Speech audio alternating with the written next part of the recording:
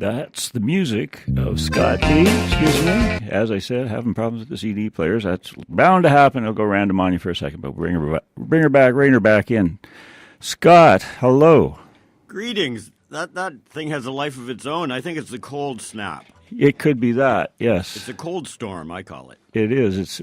I sometimes think it's solar winds trying to break through the cold snap. But those Arctic effing winds. Yes. My friend wrote a song called.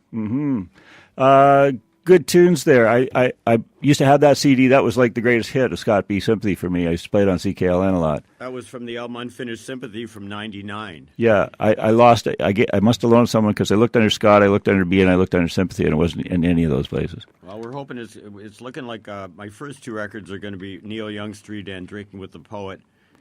And that one are going to be re-released digitally very soon. Sweet. So I'm hoping to get everything up there. A lot of it's sort of been happening on its own because I haven't done anything about it for the last 10 years. Things are just appearing digitally, so we're just going the next... Yeah, but you keep appearing in full color and 3D in places. It's amazing. Like, you don't have to... For a while, I was going to the internet cafe once a day for about an hour, and I found myself... out on Facebook and pictures of me from gigs. While I was playing a gig, somebody put up a picture and show me, and I'm already on Facebook. It's amazing. It is. It's easy. It makes it easier for instantaneous. me. Uh-huh. Yeah, so after that we heard a track from Strata Chief. The old Strata Chief, that was the second album after Greg McConnell departed the earth, and Terry Wilkins, his mentor teacher, took over on bass. And Yep. And was like our teacher, like our Garth Hudson, and whipped the band into shape. And that's a pretty good record that Vaughn Passmore produced. Oh, that Vaughn! I went and saw you guys about 20 times. Yes, I know. That year, it was like what it still astounds me that this is not like I don't have to call you up in L.A. or Nashville. Well, or it was quite like a year that. for us. Yeah, I don't know. It just the business hasn't been that kind to me or a lot of my friends through the years, but we keep plugging away and. We're still out here doing it, and in our almost golden years, I guess. Yes, thanks for that. Keep on keeping on. Thank you, as they say. So this song has a significance because it's now part of the Massey Harris repertoire. Yes, we do. Actually, Massey Harris sort of mine. We end up mining all my back catalog, and I'm not amazingly prolific, but I've had a number of albums out through the years, and a lot of the songs seem to don't age that much that I'm still playing a lot of the songs. They're rock solid, yeah. So I sort of mine the back catalog for Massey Harris as well as new songs and Gord Cummings songs and Tim Armour's songs. Mm-hmm. Now you're mentioning names that people should probably know, get a little background on. Gord Cummings, he played on my first two or three records. As he's an amazing slide guitarist. He has his own style completely.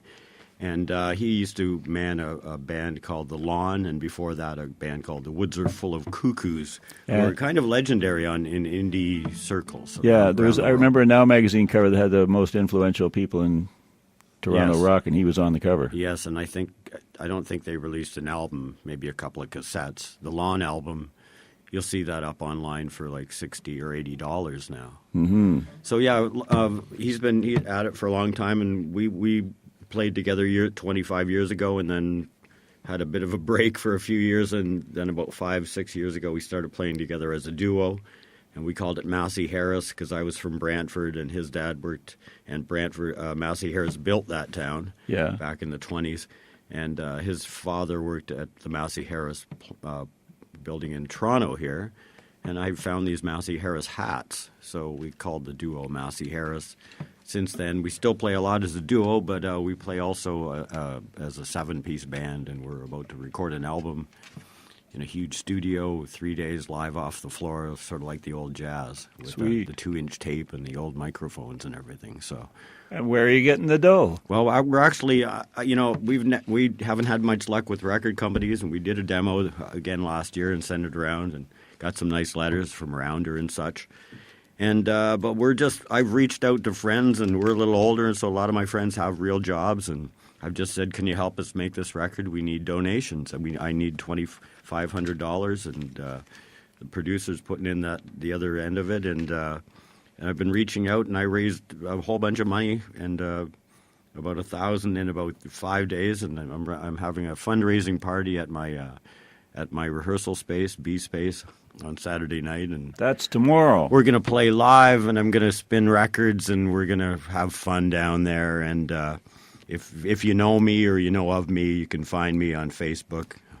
I'm known as Scott Bradshaw, as well as Scott B Sympathy and Scott B, and a lot of other names. But yeah, you can personal message me, and I'll let you know the address, because I've sort of kept my practice space secret for a whole bunch of years. That's a lot of good reasons for that. Ha! Yeah. Well, look, while we're on the Strato Chief tip, why don't we just play that Drinking with the Poet? Yes, I did Drinking with the Poet, first of all, on the Drinking with the Poet album with Ian Blurton and on electric guitar and Gord and a big rock feel. And then Strato Chief started doing it with more of an acoustic feel. And I like them both. I think they're both stand-up. The arrangements are great. Okay. So let's just name names. Vaughn Passmore, Hurtin' Al Piggins, Johnny Trash, Greg McConnell, and Scott B. Sympathy doing Drinking with the Poet. You're listening with the Poet here on Corby's Orbit.